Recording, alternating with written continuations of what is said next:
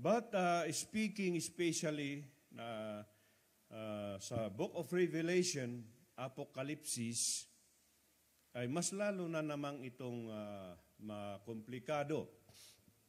Mas lalong komplikado na unawain.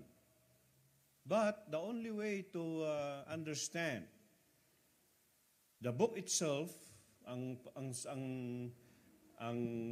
salita, yung pangalan mismo ng aklat ay Revelation.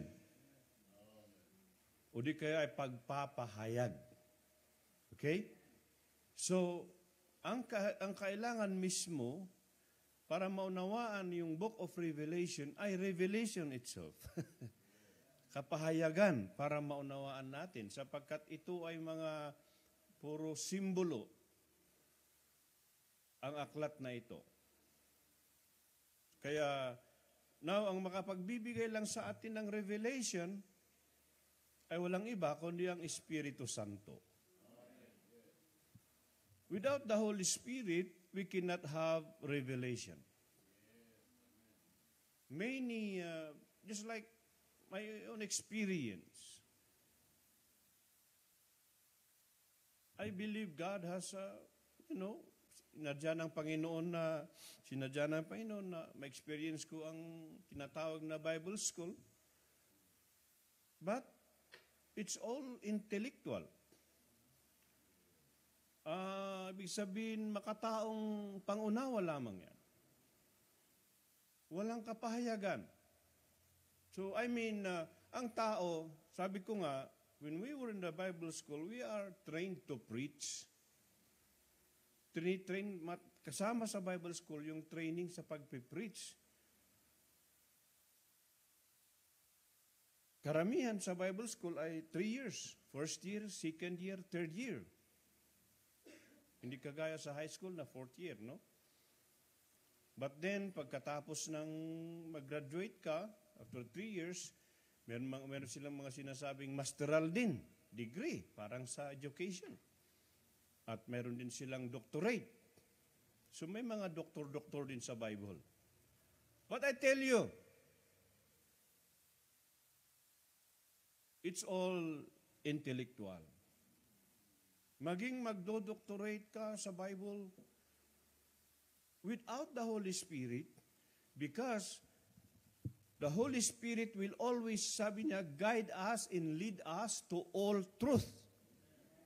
So kapag ang isang tao, halimbawa, bigyan ko kayo ng example, ha? Tignan niyo yung sa madadaanan din natin, sa 325 years AD, yung tinatawag Nicene Council, na kung saan nag-gather lahat ang mga theologians, mga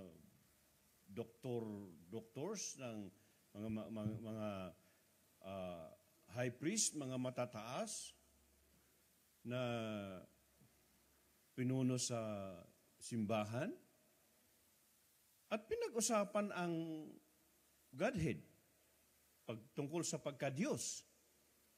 At doon ay mayroon silang dalawang pangunahing taga-spokesperson, parang dalawang tagapagsalita, si Arius at saka si... tingnan nyo, nakalimutan ko. Kaya mayroon silang tinatawag na Arianism. At siya...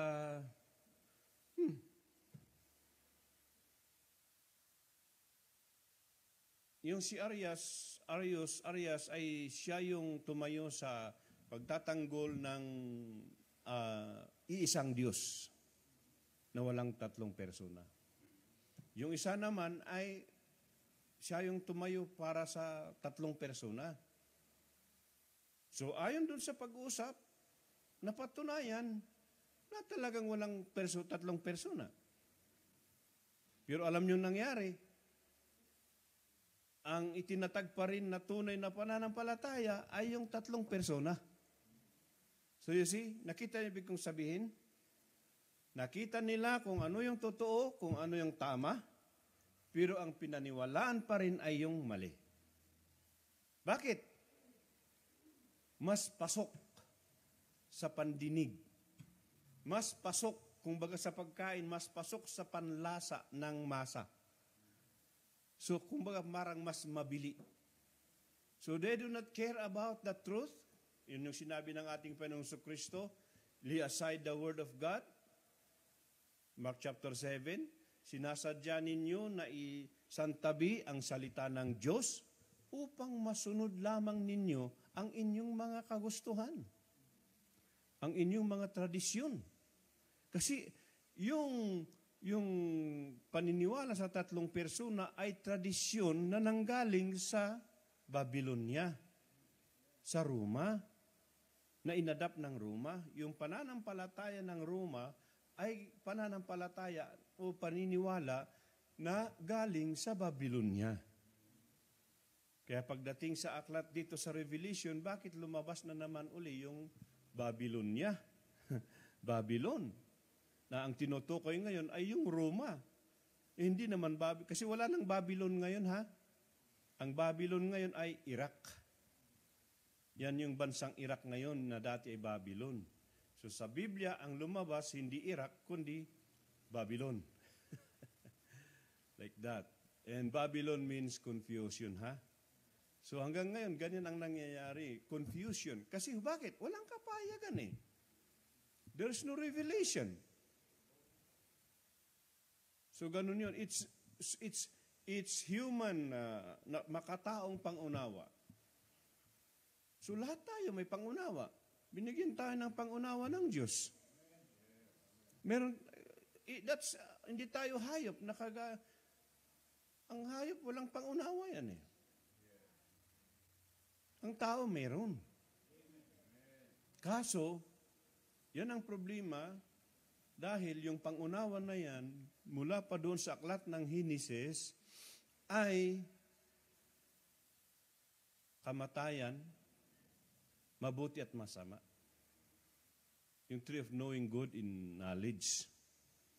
So yun na yung naging kaalaman ng tao, mabuti at masama. Ang tao, pwedeng gumawa ng mabuti, pwedeng gumawa ng masama. Di ba? At minsan, masama na yung ginagawa. Akala niya, mabuti pa rin. Yes.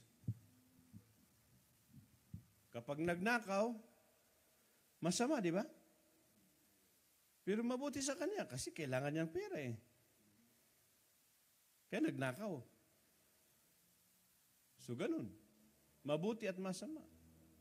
So, yan ang kaalaman ng tao.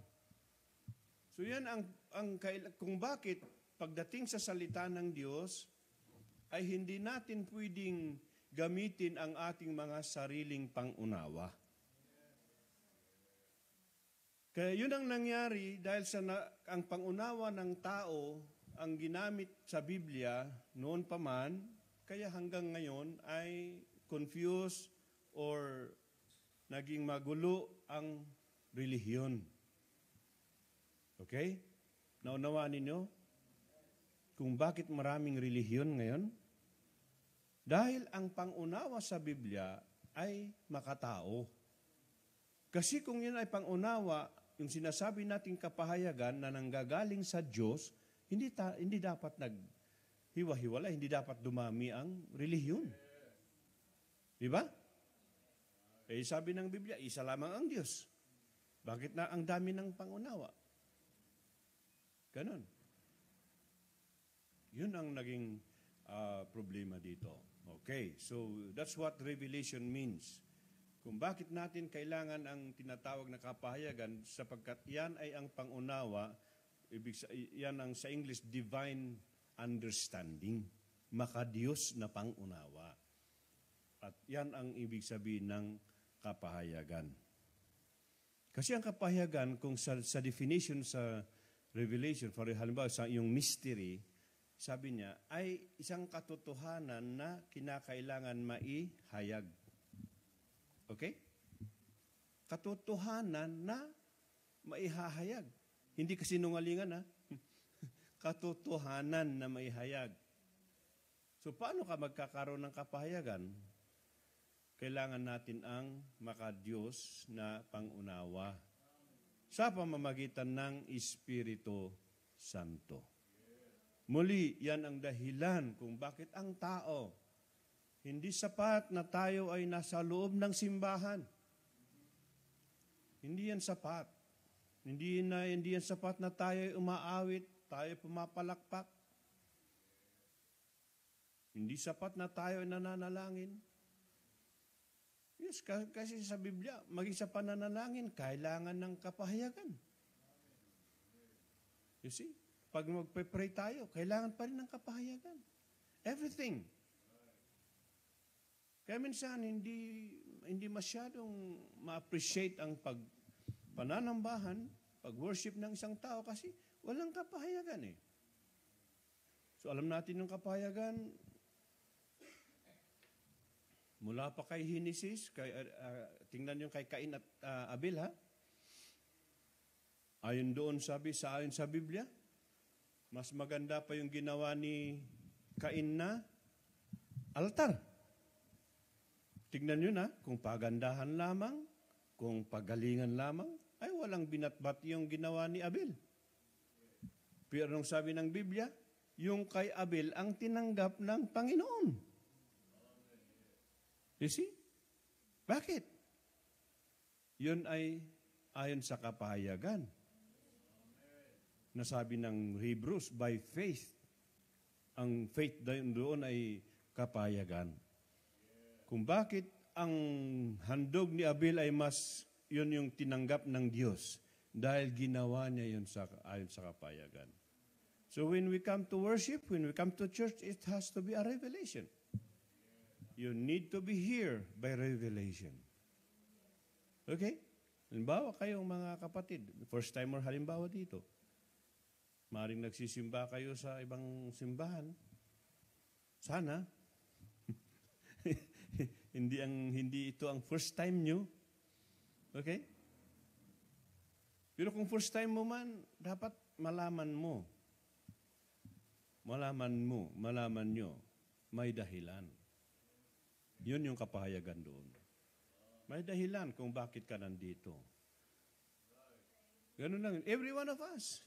Actually, kahit tayong datihan, may dahilan kung bakit nandito tayo. May dahilan kung bakit ako nandito. May dahilan kung bakit ka nandyan. But it's all has to be a revelation. Kapahayagan lahat yan. Okay. So, gusto ko lang kasi maano itong pinag-aaralan natin about revelation.